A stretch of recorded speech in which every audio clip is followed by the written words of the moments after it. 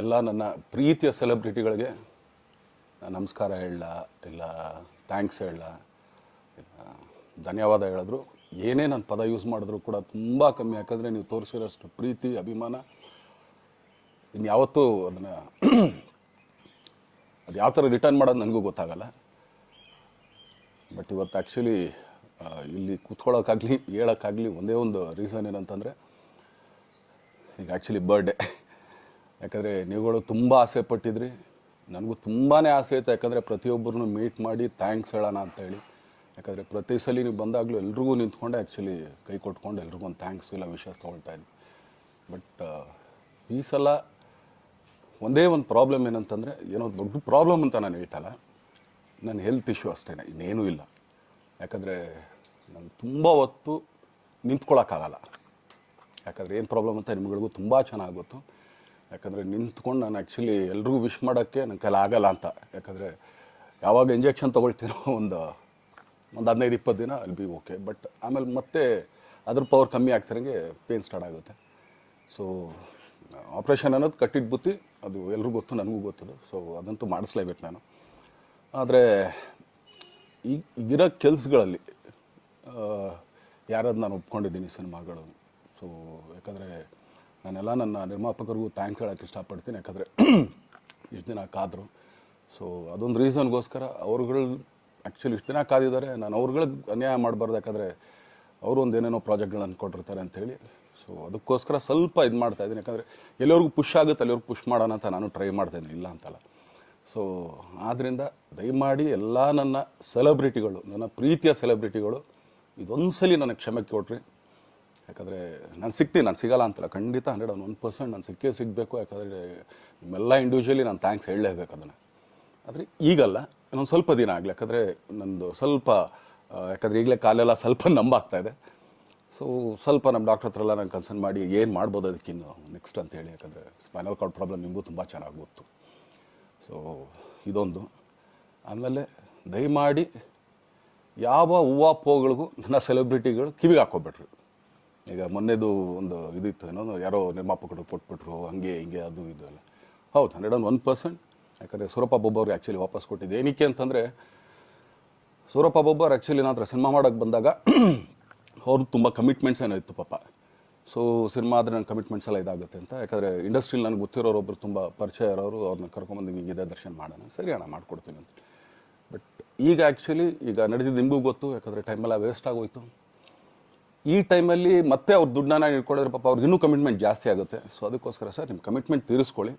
So ಮುಂದಕ್ಕೆ ಒಂದು ಒಳ್ಳೆ ಸಬ್ಜೆಕ್ಟ್ ಸಿಗ್ದಾಗ ಖಂಡಿತ ಮಾಡೋಣ ಅಂತ ಅಷ್ಟೇ. ಆಮೇಲೆ ನಾನು ಪ್ರೇಮ್ ಖಂಡಿತ ಸಿನಿಮಾ ಮಾಡೇ ಮಾಡ್ತೀವಿ. ಯಾಕಂದರೆ ಅದು ನಮ್ಮ ಗುರುಗಳು, ಹಾಗೆಯೇ ನನ್ನ ಪ್ರೀತಿಯ ಸ್ನೇಹಿತೆ, ಅದು ರಕ್ಷಿತನ ಆಸೆ ಅದು.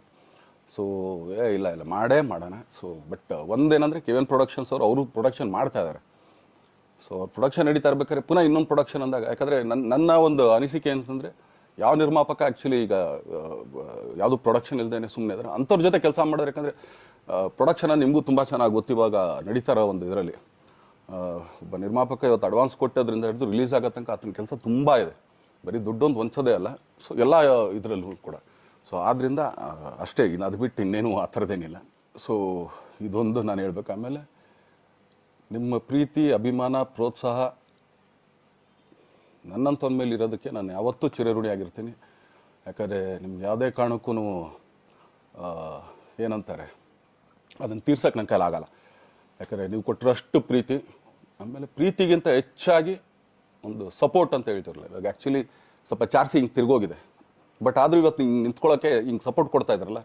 ಸೊ ಅದಕ್ಕೆ ನಾನಾಗಲಿ ನನ್ನನ್ನು ನಂಬ್ಕೊಡೋರು ಎಲ್ಲರೂ ಕೂಡ ನಿಮ್ಗಳಿಗೆ ಚಿರಋಣಿ ಅಂತ ಹೇಳೋಕ್ಕೆ ಇಷ್ಟಪಡ್ತೀನಿ. ಆಮೇಲೆ ಈ ಮುಖಾಂತರ ನಾನು ಒಂದು 3 ಜನಕ್ಕೆ ತುಂಬಾ ಥ್ಯಾಂಕ್ಸ್ ಹೇಳಬೇಕು. ಎಸ್ಪೆಷಲಿ ನಮ್ಮ ಹೀರೋ ಧನ್ವೀರ್ ಅವ್ರಿಗೆ. ಯಾಕಂದರೆ ಆತ ಪಾಪ ಯಾವಾಗಲೂ ಜೊತೆಯಲ್ಲೇ ಇದ್ದು ನಮಗೊಂದು ದೊಡ್ಡ ಬೆನ್ನೆಲುಬು, ಮಾರಲ್ ಸಪೋರ್ಟ್ ಆಗಿದ್ದು. ಸೊ ಧನ್ವೀರ್ ಅವ್ರಿಗೂ ಥ್ಯಾಂಕ್ಸ್. ಹಾಗೆಯೇ ನಮ್ಮ ಬುಲ್ಬುಲ್ ರಚಿತಾರಾಮ್ ಅವ್ರಿಗೂ ತುಂಬಾ ಥ್ಯಾಂಕ್ಸ್. ಹಾಗೆಯೇ ನನ್ನ ಪ್ರಾಣ ಸ್ನೇಹಿತೆ ಆದ ರಕ್ಷಿತಂಗೂ ಥ್ಯಾಂಕ್ಸ್. ಆಮೇಲೆಲ್ಲ ನನ್ನ ಸೆಲೆಬ್ರಿಟಿಗಳಿಗೂ ಅನಂತ ಧನ್ಯವಾದ ಅಂದರೂ ಕೂಡ ತಪ್ಪೇ ಅದು. ಯಾಕಂದರೆ ತುಂಬ ಚಿಕ್ಕದು. ಆಮೇಲೆ ಇದೊಂದು ಹೇಳ್ಬೇಕು ಅಂದ್ಕೊಂಡೆ, ಏನೋ ದರ್ಶನ್ ಆ್ಯಕ್ಚುಲಿ ಬೇರೆ ಲ್ಯಾಂಗ್ವೇಜ್ಗೆ ಇಲ್ಲೇ ಇಷ್ಟೊಂದು ಪ್ರೀತಿ ಅಭಿಮಾನ ತೋರಿಸಿದ್ದೀರಾ, ಎಲ್ಲ ಮಾಡಿದ್ದೀರಾ, ಸುಮ್ಮನೆ ಎಲ್ಲಿಗೆ ಅಂತ ಹೋಗಲಿ.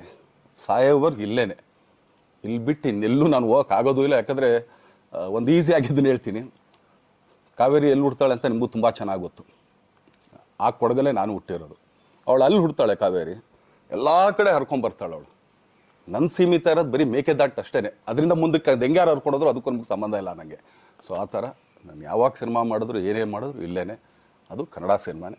ಡಬ್ಬಾಗಿ ಎಲ್ಲೇ ಹೋದ್ರು ಅದು ಬೇರೆ ಥರ ಅದಷ್ಟೇ. ಬಟ್ ನಾನು ಕನ್ನಡದಲ್ಲೇ ಇರೋದು, ಕನ್ನಡ ಸಿನಿಮಾನೇ ಮಾಡೋದು. ದಯವಿಟ್ಟು ನನ್ನ ಪ್ರೀತಿಯ ಸೆಲೆಬ್ರಿಟಿಗಳು, ನಿಮ್ಮ ಅಭಿಮಾನ, ನಿಮ್ಮ ಪ್ರೋತ್ಸಾಹ, ನಿಮ್ಮ ಆಶೀರ್ವಾದ ಸದಾ ಹೀಗೆ ಇರಲಿ ಅಂತ ಕೇಳ್ಕೊಳ್ತೀನಿ. ಖಂಡಿತ ಈ ಬರ್ಡೇಗೆ ಯಾರು ಸಾಂಗ್ಗಳು ಮಾಡಿದರು, ಸೊ ಅವರೆಲ್ರಿಗೂ ಥ್ಯಾಂಕ್ಸ್. ಆ್ಯಕ್ಚುಲಿ ಎಲ್ಲ ಸಿಂಗರ್ಸ್ಗಾಗಲಿ, ಆಮೇಲೆ ಆ ಪ್ರೊಡಕ್ಷನ್ ಅವ್ರಿಗಾಗಲಿ, ಅವ್ರುಗಳಿಗೂ ತುಂಬ ಥ್ಯಾಂಕ್ಸ್. ತುಂಬ ಒಳ್ಳೆಯ ಸಾಂಗ್ಗಳು ಮಾಡಿದ್ದೀರ. ಸೊ ಇಷ್ಟು ತೋರಿಸ್ತಾ ಇದ್ರಲ್ಲ, ಅದನ್ನು ಎಕ್ಸ್ಪ್ರೆಸ್ ಮಾಡೋಕ್ಕೆ ನನಗೂ ಆಗ್ತಾಯಿಲ್ಲ. ಹೆಂಗೆ ಎಕ್ಸ್ಪ್ರೆಸ್ ಮಾಡೋದು, ಏನು ಹೇಳಿದ್ರು ಅದು ಕಮ್ಮಿನೇ ಆಗ್ತಾಯಿದೆ. ನನ್ನ ಪದ ಏನು ಹೇಳಿದ್ರು ತುಂಬ ಕಮ್ಮಿ ಆಗ್ತಾಯಿದೆ. ಸೊ ಇದೊಂದು ಸಲ ದಯಮಾಡಿ ಕ್ಷಮೆ ಇರಲಿ. ಸೊ ಖಂಡಿತ, ಬಟ್ ಆದಷ್ಟು ಬೇಗ ನಿಮ್ಗಳಿಗೆ ಸಿಗ್ತೀನಿ ನಾನು. ಅದು ಯಾವಾಗ ಅಂತ ಹೇಳ್ತೀನಿ. ಸೊ ಅಲ್ಲಿವರೆಗೂ ಮೊಟ್ಟೆಗೆ ಹಾಕ್ಕೊಳ್ಳಿ. ನೀವು ಹೆಂಗೆ ಆ್ಯಕ್ಚುಲಿ ದರ್ಶನ್ಗೆ ಹೋಗಲಿ ಪಾಪ, ಆಯ್ತು ಇದು ಸಲ ಬಿಟ್ಬಿಡೋಣ ಅಂತೇಳಿ